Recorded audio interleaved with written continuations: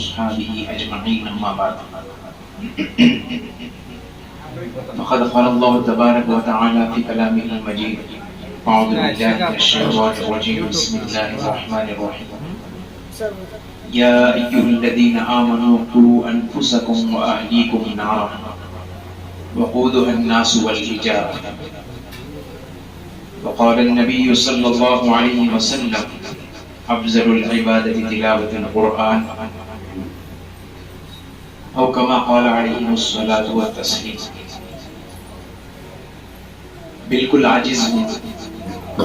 شرمندہ بھی ہوں، بے ادبی بھی ہو رہی ہے ان لوگوں کے درمیان میں بیٹھا ہوا جو ہمارے استادوں کے استاد ہیں، استاد الاساتذہ ہیں، جبکہ استاد کے سامنے زبان کھولنے میں ہم لوگ جھجکتے ہیں. اب بتائیے کہ استاد الاساتذہ کے سامنے بات کرنے میں کیسی ہمت ہو سکتی ہے. بس حضرتوں کی توجہ کی برکت سے انشاءاللہ جو کچھ باتیں انہی اساتذہ اکرام کی زبانی ہم نے سیکھی ہے آپ کے سامنے اپنی اصلاح کے طور پر رکھوں گا. اللہ کرے کہ مجھے صحیح بولنے کی توفیق دے اور آپ لوگوں کو اس پر عمل کرنے کی بھی توفیق دے. چونکہ حضرات علماء اکرام کا تعلق اور مشغلہ درس و تدریس سے ہی رہتا ہے، قال اللہ قال الرسول سے ہوتا ہے. ہم ہفتے میں ایک مرتبہ کبھی کبھار موقع مل گیا تو قرآنی اور حدیث کی باتوں کو مختصر طور پر رکھتے ہیں، ورنہ تو ان اساتذہ اکرام کا مشغلہ ہی قال اللہ قال الرسول ہے، قرآن کی خدمت کے لیے. بہت دیر سے ہمارے حضرت مولانا عبد الرحمن صاحب آل انڈیا امامس کونسل کے ریاستی سیکریٹری بھی ہیں، تو اپنی تجرباتی روشنی کے اندر قرآن اور اس کے خلاف اٹھنے والی آوازوں کے تعلق سے حضرت ہم لوگوں کو گوش و گزار کر رہے ہیں. بس دو تین باتیں میں آپ کے سامنے رکھوں کہ اللہ تبارک و تعالیٰ نے ہر انسان کو دنیا کے اندر بے شمار نعمتیں دی ہیں جس کا میں اور آپ احاطہ نہیں کر سکتا، لیکن اولاد جو ہیں وہ اللہ کی بہت بڑی نعمت ہے انسان کی. ہم لوگ دنیاوی زندگی گزارتے ہیں، دیکھتے ہیں کوئی آدمی آ کر ہم کو یہ نہیں پوچھتا آپ کا بینک بیلنس کیا ہے، اکاؤنٹ میں کتنے پیسے ہیں، کتنے بلڈنگیں ہیں، کتنا آپ کما رہے ہیں، کتنا آپ جما رہے ہیں. سوال مالیت کا نہیں ہوگا، سوال اولاد کا ہوگا. کیا بھئی کتنے بچے آپ کو اچھے ہی کیوں نہ اچھی زندگی گزار رہی ہیں، کیا پڑھ رہے ہیں بچے؟ تو باپ کا سر فخر سے اونچا ہو جاتا ہے کہ میرا بچہ اس وقت ڈگری کر رہا ہے، میرا بچہ فلاں یونیورسٹی میں پڑھ رہا ہے، میرا بچہ فلاں پر کام کر رہا ہے. دنیاوی تعلیم اور ہنر اس کو سکھانے کے بعد باپ اپنا سینہ چوڑا کر یہ کہتا ہے کہ میری اولاد اس سطح پر اس اسٹیٹس کے ساتھ میں چل رہی ہے. تو مقصد بتانے کا یہ ہے کہ اللہ تعالیٰ نے انسان کو جو جہاں پر بے شمار نعمتیں دی اس میں اولاد بھی ایک بہت بڑی نعمت ہے. اب والدین کی ذمہ یہ ہوتا ہے کہ وہ اپنے اولاد کی دو طرح سے نگرانی کریں. ایک تو دنیاوی اعتبار سے اس کی نگرانی ہو، کھلانا پلانا ہو، پہنا اوڑھنا ہو اور اس کی دنیاوی ضرورتوں کو پورا کرنا ہو، اور اس کے ساتھ ساتھ میں اہم جو ذمہ داری ہوتی ہے وہ اپنے بچے کو دینی اعتبار سے تربیت سے بھی نوازا جائے. یہ اصل انسان کی کامیابی ہے اور یہ اپنے اولاد کا اصل حق ہے جو والدین اس کو اپنی ذمہ داری لے کر اپنی اولاد کو دینی اعتبار سے اس کو سنوارتے ہیں. چونکہ اس وقت فتنوں کا دور میں اور آپ دیکھ رہے ہیں، جیسے کہ حضرت نے شروع ہی کے اندر ایک شعر پڑھا جس کے اندر انہوں نے پورا خلاصہ بتا دیا. جب بھی قوم نے اپنے آپ کو اونچا اور بلند کیا ہے وہ قرآن کو اپنے سینوں میں بساتے ہوئے، اپنے جسموں پر عمل کرتے ہوئے اور اپنی زندگی کے اندر اس کو داخل کرتے ہوئے آگے بڑھے تو اللہ نے ہر میدان کے اندر ان کو کامیابی دی. لیکن اس وقت میں اور آپ ذلیل کیوں ہیں، رسوا کیوں ہیں، ناکام کیوں ہیں، جبکہ تعداد بھی ہماری زیادہ ہے. 57 ملکیں تقریباً اس وقت پوری دنیا کے اندر ہیں. طاقت ہمارے پاس میں موجود ہے، قوت ہمارے پاس میں موجود ہے، مالی سرمایہ ہمارے پاس میں موجود ہے، سیاسی بحران ہمارے درمیان میں موجود ہے. لیکن اتنی ساری چیزیں ہونے کے باوجود بھی امت اور عوام اور مسلمان پریشان کیوں ہیں؟ ہر ایک کا ایک ایک نظریہ ہے، طاقت کم ہے، میجارٹی صحیح نہیں ہے، امت کے اندر رہبری صحیح نہیں ہے، قائد صحیح نہیں ہے، لیکن یہ امت نے ہر فیلڈ کے اندر اپنا کرتب اور اپنا کردار ادا کر کے دکھا دیا کہ ہر فیلڈ کے اندر مسلمان کامیاب بن سکتا ہے۔ لیکن اس وقت ذلیل ہونے کی وجہ یہی ہے کہ ہم نے جب سے قرآن کو اپنی زندگی سے دور رکھا، اپنے قرآن کو سینوں سے دور رکھا، اپنی اولاد کے زندگیوں سے قرآن کو دور رکھا، جس کے نتیجے میں آج میں اور آپ حالات کا شکار بنتے ہوئے چلے جا رہے ہیں۔ بے شمار واقعات ہمارے پاس میں ہیں قرآن کے چھوڑ کر چلنے کی وجہ سے، لیکن قرآن کو جب لے کر چلے ہیں اللہ تبارک و تعالیٰ نے کامیاب کیا ہے۔ اور قرآن ایک ایسی طاقت ہے قرآن خود اپنے انداز کے اندر کہتا ہے کہ جب اس کو آدمی پڑھنے والا بن جاتا ہے، سینے میں بسانے والا بن جاتا ہے، دنیا والے تو وقتی طور پر تو اسے عزت دے سکتے ہیں، لیکن آخرت کے اندر بڑا اونچا مقام اللہ اسے دینے والے ہیں۔ تو اس کے لیے ہماری اپنی ذمہ داری کیا، ہمارے اپنے والدین کی ذمہ داری یہ ہے کہ ہم اپنے بچوں کو جہاں دنیاوی تعلیم سے آراستہ کرتے ہیں، وہیں ہم بچوں کو اپنے قرآن کے ذریعے سے بھی اس کو آراستہ کرنے والے بنائیں۔ ورنہ اگر میری اور آپ کی نسلیں قرآن سے خالی ہو گئی، پتہ نہیں کہ ہمارے جنازوں کے اندر بھی وہ شریک ہوں گے یا نہیں ہے، اس کا یقین نہیں ہے۔ یہاں تک کہ واقعات ہیں، باپ نے اپنے بیٹے کے لیے اتنا پڑھایا، اتنا بنایا، اتنا تیار کیا، لیکن آخری وقت میں جب میت کو جس چیز کی ضرورت پڑتی ہے کہ اپنے وارثین میں سے اگر کوئی کھڑے ہو کر اس کے لیے جنازے کی نماز بھی پڑھا دے تو اس کی روح خوش ہو جاتی ہے، لیکن مسئلہ یہ ہے باپ نے اپنے خون کو پسینے کو خون کے اندر بہو دیا اور اپنے گڑگوں کا گودا بھی ختم کر دیا، اپنے بچے کی پڑھائی اور تعلیم کے لیے اتنا اپنا سارا تن من دھن لگا دیا۔ چلنے کے بعد ایک اونچے مقام پر جب بچہ پہنچتا ہے، فارین کے اندر اس کو اپنی کمائی کے لیے بلوایا جاتا ہے، باپ بیٹا جا کر وہاں پر بہترین سے بہترین کمائی کرتا ہے، ہندوستان سے فون جاتا ہے کہ آپ کے بیٹے آپ کے باپ کا انتقال ہو گیا ہے، تو صاف طور پر بچہ یہ کہہ دیتا ہے کہ دیکھو میرے پاس میں آنے کے لیے اتنا وقت نہیں ہے، کمپنی مجھے وقت نہیں دیتی، ایسا کرو ہمارے یہاں جو کوئی انتقال ہوتا ہے اس کو برن کر دیا جاتا ہے، اس کو برن کر کے ان کی راکھ کو تالاب کے اندر ڈال دیا جائے۔ کون کہتا ہے؟ ایک بیٹا کہتا ہے اپنے اس باپ کے لیے جس نے اس کے لیے سارا تن من دھن لٹا دیا، وہ امریکہ کا کلچر لے کر کہتا ہے کہ میرے پاس میں وقت نہیں ہے، میں ہمارے ابا کے جسم کو جلانے کے لیے پیسوں کا انتظام کر دوں گا، ان کو جلا دیجئے، اس کے راکھ کو تالاب کے اندر پھینک دیجئے۔ بتائیے وہ باپ کے اوپر کیا گزری ہوئی ہوگی۔ تو یہ وہ قرآن ہے، جب ہم اس کو اپنے سینے کے اندر لیتے ہیں، اپنے نسلوں کے اندر اس کو داخل کرتے ہیں، اس کی کیا فضیلت ہے؟ لیکن نبی علیہ السلام نے فرمایا، علماء کرام نے لکھا ہے کہ جب بچہ ناظرہ قرآن ختم کر لیتا ہے، جب بچہ ناظرہ قرآن ختم کر لیتا ہے، اللہ تبارک و تعالیٰ اس کے ماں باپ کی مغفرت کر دیتے ہیں۔ قرآن بچہ پڑھتا ہے لیکن مغفرت ماں باپ کی ہو رہی ہے۔ اور جب بچہ حافظ قرآن ہو جاتا ہے، اللہ تبارک و تعالیٰ سورج کی طرح چمکنے والا ایک تاج اس کے والدین کو اللہ تبارک و تعالیٰ پہناتے ہیں۔ اور اس سے بڑھ کر کیا ہوگا؟ اس حافظ قرآن سے کہا جائے گا جیسے تو دنیا کے اندر قرآن پڑھتا تھا ویسے ہی پڑھتا جا، جنت کے درجوں کے اوپر چڑھتا جا، اسے ایک مقام دیا جائے گا۔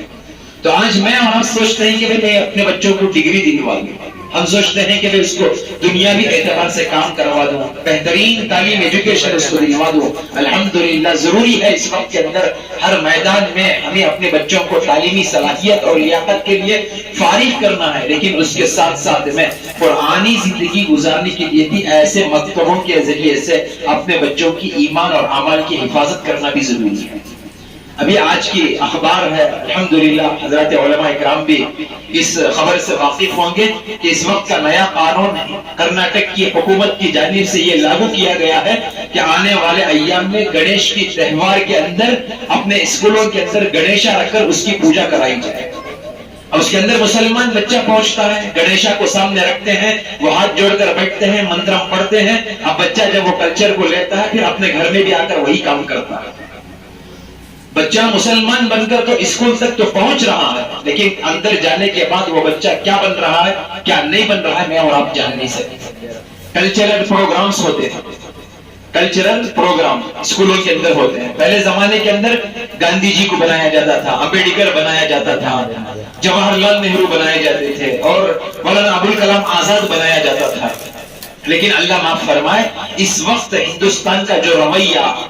جو حکومتیں اس وقت برسر اقتدار ہیں, ان کی پوری پالیسی کہ ان کو ختم کر دیا جائے اور اپنا نیا ایجنڈا تیار کیا جائے. آج کل لوگ اسکول کے اندر کلچرل پروگراموں کے اندر رام کو بناتے ہیں, سیتا کو تیار کرتے ہیں, اس کے لیے مسلمانوں کے بچوں کا انتخاب کرتے ہیں. ایک مسلمان بچہ جو کلمہ پڑھتا ہے رام کی ایکٹنگ کو لیتا ہے, ایک وہ مسلمان بچی اپنے گھر کے اندر پلتی ہے لیکن وہ سیتا کی ایکٹنگ کو لیتی ہے.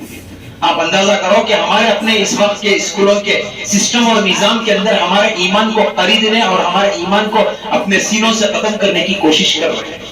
ایسے وقت میں ہم اپنے بچوں کے ایمان کی حفاظت کے لیے, ان کے عقائد کی حفاظت کے لیے, ان کے اندر اپنے دینی اور اسلامی زندگی کو داخل کرنے کے لیے بہت ضروری ہے کہ ہم ایسے مکاتب کے ایک نظام کو اپنے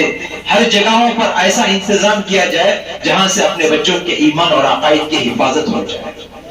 اس لیے پہلے علماء اکرام نے جب آزادی کے بعد میں دیکھا ہندوستان کے اندر جب انگریزوں کا ناپاک قدم پڑا, ان کی سازشیں رچی, انہوں نے اسکولوں کا سسٹم بنایا, اس وقت علماء نے کہا اس وقت ہندوستان کے اندر مدارس کا نظام قائم کرنا فرض کے درجے کے اندر ہے.